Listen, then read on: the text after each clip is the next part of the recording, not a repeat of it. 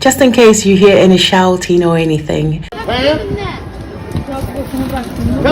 it's because there are loads of people trying to shop and buy that last minute Christmas present. It's a market today.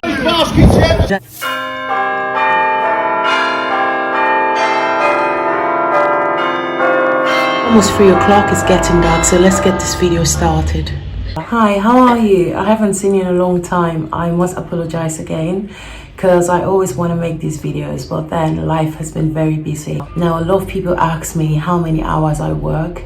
The last video did so well. It was the video about how much money solicitors make, and a lot of you have sent a lot of queries. I need you to know that even though I am a solicitor, I am not your solicitor, so I cannot advise you. Some of you ask me very personal questions. I would ask you to please make sure that you do your research, because I cannot advise you as to what you should do specifically concerning your life.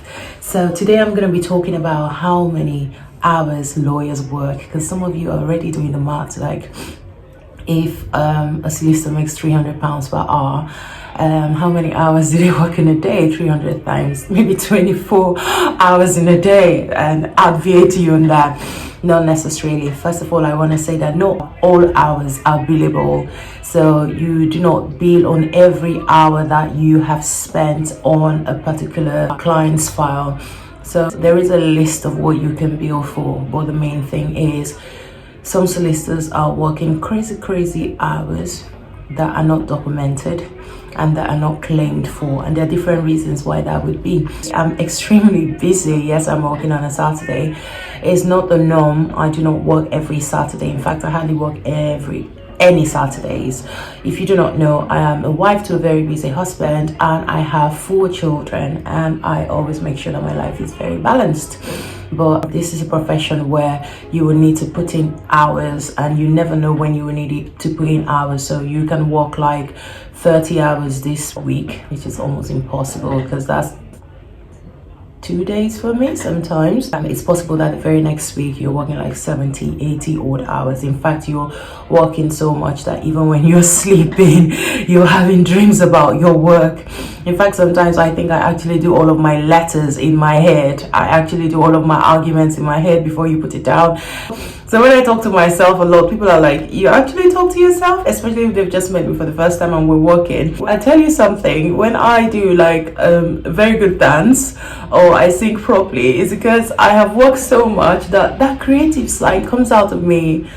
Does that happen to anybody else? I find sometimes where I work and everyone is so tired and someone just starts singing so loudly or really funny, and sometimes people feel like they're gonna actually jump on the table, and that is very true. Anyway, in all of this, I would say make sure that you protect your mental health. It's a stressful job, and if I tell you it's not, then I'll be lying to you, because if you look at the statistics, even the Law Society itself has published that solicitors are, I think it was the second most stressed professional. So it's very important that you know that there is a lot of work to go into this. If you do not like very long hours, then I would say you can become a legal secretary. They work very hard, by the way, because some of them are very personal assistants to the solicitor. You can be a legal assistant, you can be a paralegal, you can do one of those jobs where maybe you're just picking up the phone, saying hello from 9 o'clock, taking messages, and then you leave at 5. That is very possible. But if you want to practice law, then you will need to put in a lot of hours. And I'll tell you one reason why you might need to put in a lot of hours and you haven't even bargained or planned for it. Yesterday when I picked up my phone to make this video, as soon as I started, it was past business hours, and I was informed that there was somebody who had physically come to the office to see me. Now, to see me, you have to book an appointment, but it does happen. Sometimes people really need to see a solicitor and they will come last minute to you. It's not the norm that we get last minute instructions, but it can happen. Sometimes people have problems with their solicitors, or sometimes people have not even thought about how difficult it would be for them to act as litigants in person. And then they all of a sudden decide, oh, I've got a case 2 days from now, can you please instruct a barrister, or can you go for me? If I were going, just means that I would then spend the whole night reading that file, because we always go to court with bundles, and you cannot just throw the bundle into your head. You have to read every single line, every single word of documents. So sometimes clients come and they say, don't worry, you don't need to read the other 300 pages, just read this one page, this is all you need to know. No, when you go to court, you are an officer of the court.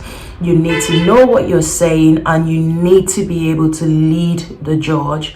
You need to be able to direct the judge. If the judge has only just picked up the bundle, you need to be able to say, sir, you know, my lord. It depends on the judge, and I can talk about the different titles to the judges here in England in another video, but you should be able to say, if you please turn to page 300, you will see the particulars of claim. You know, at paragraph 5 it says that you know, you cannot just say, I just got instructions, like last night I couldn't read it because I was sleeping, because I've got 4 children and a very busy husband. No. So it just means that kind of last minute instruction would then mean that you spend more hours working in a week.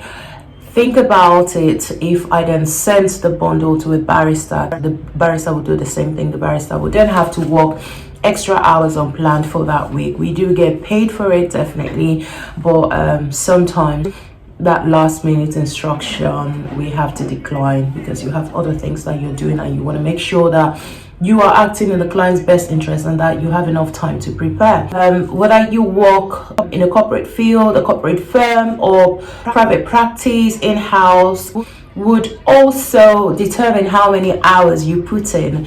So when I worked in-house, I worked just defined hours, and if I worked extra hours, then I got paid for that, and I never went home and came back to the same job the next day. No. And then I decided I wanted to be very client focused, wanted to be able to see clients face to face, and my clients were very corporate clients. I said in another video, I decided I wanted to be able to solve people's problems. And if you want to know what area of law you would like to practice in without thinking, I want the big money, I want to work in the city and all of that, I can actually talk to you about that in another video. Make sure you leave your questions down there. I saw an article online by Legal Chick, and it gave average arrival time and average leave time for about 60 leading UK based corporate law firms.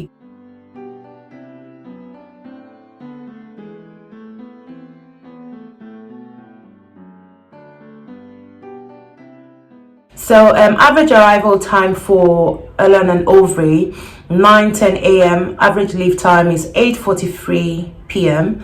Simmons and Simmons, 9:07 arrival time, 8:11 leave time.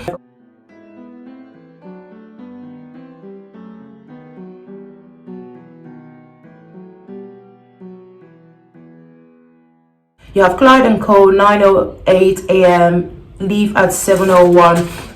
But I need you to know, and I think this article was quite clear about that, even though I didn't read all of it, the hours that you actually put in the office is nothing. When I had my second child, I was working in this firm where I was practically sleeping in the office. When I mean practically, I'm not even joking. They didn't even know that I had children. I felt like if they knew I had children, they would let me go, and that's not a good thing looking back now. It's not a good thing at all.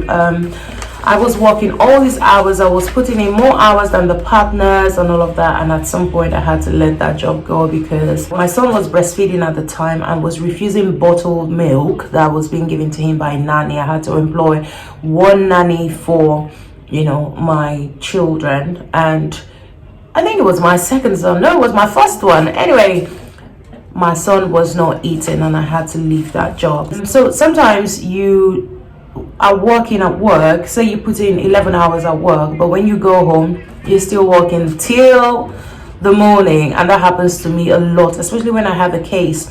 Sometimes I have a 7-day case or a 14-day case, and for those that do legal aid, they can have a 30-day case. If I have too much work, I give it to a barrister to do. I would never take on I will never take on work that I cannot do myself, I cannot complete, or I cannot give my very all. That would never happen. But yes, you would always come into the office and find that email came in and turned your day around. So you never know how many hours you will work. Anyway, average daily hours that people put in Clifford Chance: 11 hours 44 minutes a day. Freshfields 11 hours 37 minutes.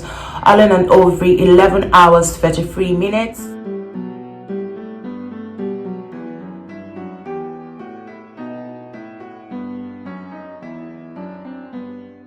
And I think one of the lowest was Bird 9 hours 53 minutes. Well, I hope that this is helpful and shows you how many hours we can actually put in to work a day. You do not bill every hour that you work. So if I was dealing with a client's file and that sent me to some kind of research that wasn't necessarily connected to this case, but I wanted to know more about that issue of law or anything, I wouldn't bill that client, but I would have spent a very, very long time dealing with that particular file. I wouldn't bill the client for that. Sometimes you're talking to the other side, they're just spending so much time, but you cannot bill for that because it's not important stuff. It's going to be Christmas soon. I'm in the office on a Saturday because I want to make sure that I enjoy my Christmas.